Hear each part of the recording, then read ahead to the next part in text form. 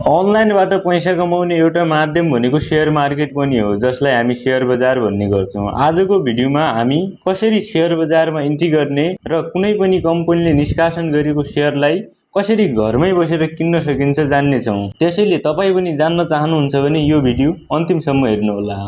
यदि तपाईले यो भिडियो युट्युब च्यानल अन्तर्गत हेर्दै हुनुहुन्छ भने हाम्रो च्यानललाई सब्स्क्राइब गर्न नभुल्नुहोला। आउनुस् भिडियोतर्फ लागौं। अब हामीले शेयर मार्केटमा अनलाइनबाट शेयर किन्नको लागि के कुरा गर्नुपर्छ?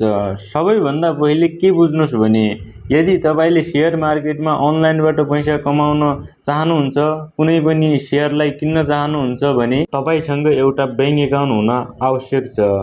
र बैंक एकाउन्ट तपाईले नेपालको कुनै पनि कमर्सियल बैंकमा गएर बैंक एकाउन्ट खोल्न सक्नुहुन्छ। अब कुरा आउँछ बैंक एकाउन्ट खोल्नको लागि के कुरा चाहिन्छ।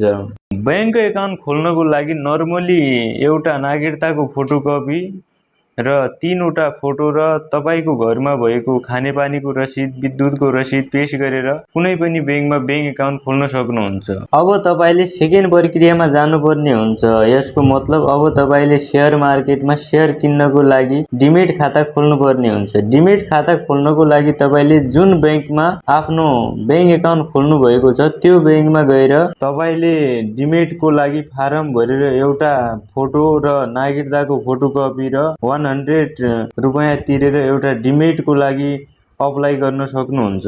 अब तपाईले एउटा डिमेट खाता खोलिसक्नुभयो भने तपाईले घरमै बसेर आईपीओ शेयर भर्नको लागि तपाईले एउटा मेरो शेयरको फर्म फिलअप गरेर 50 रुपैयाँ तिरेर मेरो शेयरको आईडी बनाउन सक्नुहुन्छ। र मेरो शेयरको आईडी बनाइसकेपछि तपाईले अनलाइनबाट कुनै पनि कम्पनीले निष्कासन गरेको आईपीओ भर्नको लागि तपाईले बैंकबाट एउटा सीआरआई नम्बर लिनुपर्ने हुन्छ। तपाईले सीआरआई नम्बर लिइसकेपछि घरमै बसेर कुनै पनि कम्पनीले निष्कासन गरेको आईपीओ शेयर भर्न सक्नुहुन्छ। यदि तपाईले बैंक एकाउन्ट खोलिसक्नु भएको छ, डिमेट एकाउन्ट खोलिसक्नु भएको छ, मेरो शेयरको आईडी बनाइसक्नु भएको छ र बैंकबाट सीआरआई नम्बर लिइसक्नु भएको छ भने सजिलैसँग घरमै बसेर कुनै पनि कम्पनीले निष्कासन गरेको आईपीओ शेयर भर्न सक्नुहुन्छ। आशा गर्दछु तपाईले यो भिडियो हेरिसकेपछि यी सम्पूर्ण प्रक्रियाहरू बुझ्नुभयो होला। यदि सम्पूर्ण कुरा बुझ्नुभएको छ भने हाम्रो च्यानललाई सब्स्क्राइब गरिदिनु होला। धन्यवाद।